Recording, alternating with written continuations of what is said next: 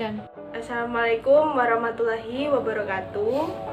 Di video ini Kami akan menjelaskan materi fisika inti dan radioaktivitas. perkenalkan, nama saya Fatina Bila, nomor absen 10. Nama saya Usul Hatima, absen 14. Nama saya Putri Dwi Permatasari, absen 25. Nama saya Westiwalda Utami, absen 35. Dari kelas 12 MIPA 7. SMA Negeri Balong. A. Inti atom. Partikel-partikel penyusun inti disebut nukleon atau nuklida. Nukleon dalam inti atom mengalami 3 buah gaya, yaitu gaya elektrostatis, gaya gravitasi, dan gaya inti. Yang pertama, simbol atom. Untuk membedakan berbagai isotop digunakan simbol atom atau simbol nuklida sebagai berikut. Yang kedua, muatan dan massa partikel penyusun atom. Massa partikel penyusun atom dan inti sangat kecil. Biasanya satuan yang digunakan adalah SMA, dalam kurung satuan massa atom.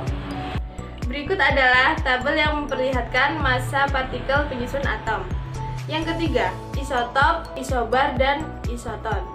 Isotop adalah nuklida yang memiliki jumlah proton sama tetapi jumlah neutron berbeda. Isobar adalah nuklida yang memiliki nomor massa sama tetapi jumlah proton yang berbeda. Isoton adalah nuklida yang memiliki jumlah neutron yang sama. Yang keempat, jari-jari atom.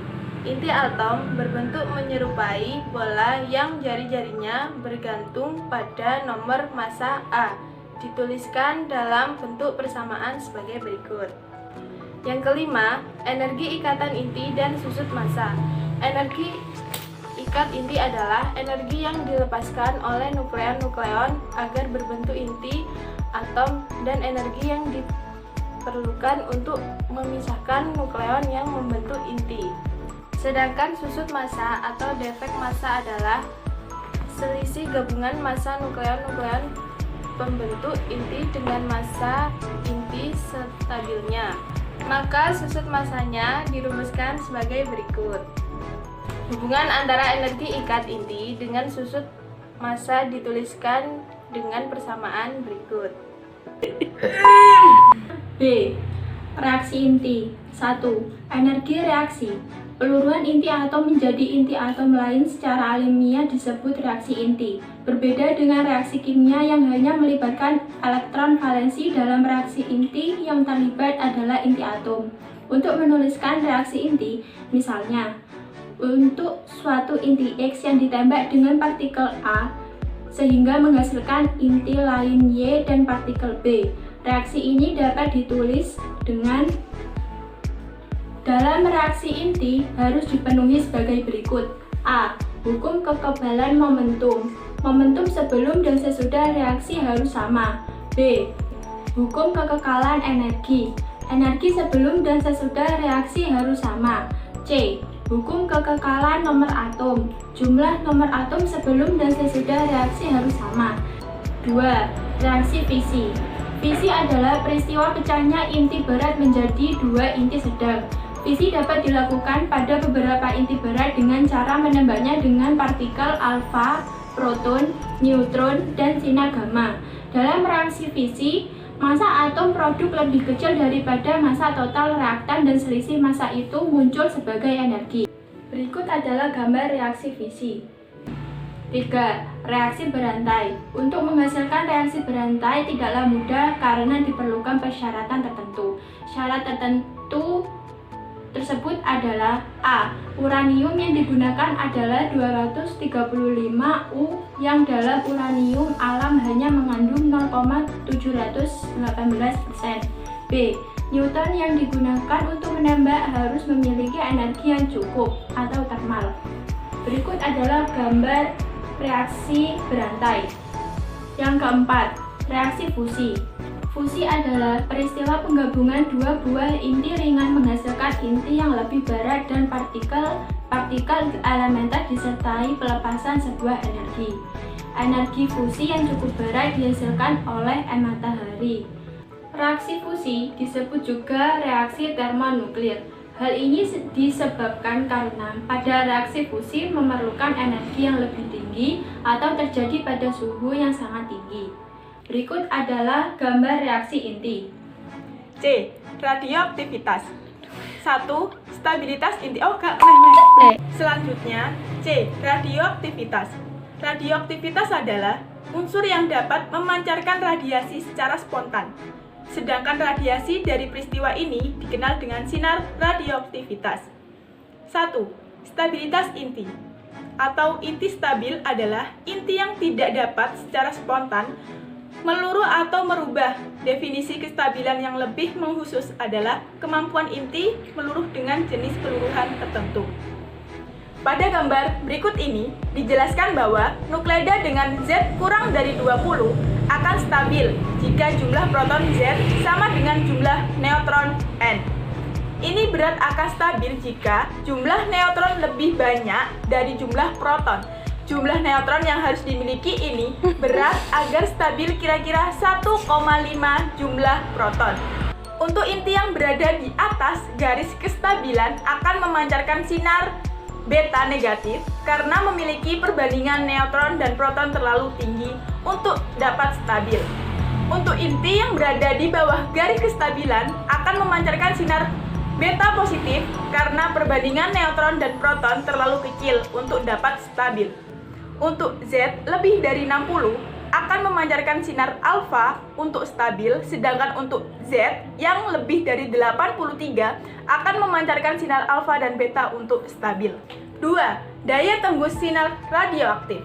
Intensitas yang diserap dan yang ditentukan oleh suatu bahan dapat dinyatakan dengan persamaan berikut ini. 3. Sifat-sifat sinar radioaktif. A. Sinar alfa. 1. Sinar alfa merupakan pancaran partikel alfa berupa inti helium atau 4/2 He yang bermuatan plus 2e dan bermassa 4 SMA. 2. Sinar alfa dapat menghitamkan pelat film dengan jejak berupa garis lurus. 3. Radiasi sinar alfa mempunyai daya tembus paling lemah di antara radiasi sinar radioaktif yang lain, yaitu kira-kira dapat menjangkau beberapa sentimeter di udara dan sekitar 10⁻²mm di logam tipis. 4. Daya ionisasinya paling kuat dibandingkan sinar beta dan Y. B. Sinar beta. 1. Sinar beta dihasilkan dari pancaran partikel beta yang merupakan elektron kecepatan tinggi. Muatan partikel ini adalah -1e dan massa yang dimiliki sama dengan massa elektron. 2. Daya tembus yang dimiliki lebih besar daripada sinar alfa, tetapi lebih kecil dari sinar Y. 3. Dibelokkan dalam medan magnet maupun medan listrik. 4. Kecepatan partikel ini antara 0,32 hingga 0,9 kali kecepatan cahaya. C. Sinar Y. 1. Sinar Y merupakan radiasi gelombang elektromagnetik dengan energi yang tinggi atau panjang gelombang yang sangat pendek. 2. Tidak dibelokkan dalam medan magnet maupun medan listrik. 3. Kecepatan yang dimiliki sama dengan kecepatan cahaya. 4. Mempunyai daya tembus paling besar tetapi daya ionisasi paling kecil. D. Peluruhan. Peluruhan adalah proses pemancaran sinar radioaktif hingga berbentuk inti lain yang stabil. Satuan yang digunakan adalah sebagai berikut. Yang pertama, dosis serapan. Dosis serapan adalah banyaknya energi yang diserap oleh setiap satu satuan massa. Dosis serapan dapat dirumuskan sebagai berikut. 2. Waktu paruh. Waktu paruh didefinisikan sebagai waktu yang diperlukan oleh suatu inti untuk meluruh hingga jumlah inti tinggal separuh dari jumlah inti mula-mula. Jumlah inti yang tersisa dirumuskan sebagai berikut. Nomor 3. Aktivitas radioaktif. Aktivitas radioaktif didefinisikan dengan laju peruluhan inti radioaktif atau jumlah partikel yang meluruh tiap sekon. Rumusnya adalah sebagai berikut. Yang terakhir, E. Pemanfaatan radioisotop. Pemanfaatan radioisotop meliputi dua hal utama, yaitu sebagai berikut. 1. Perunut, pencari jejak. A. Pengobatan.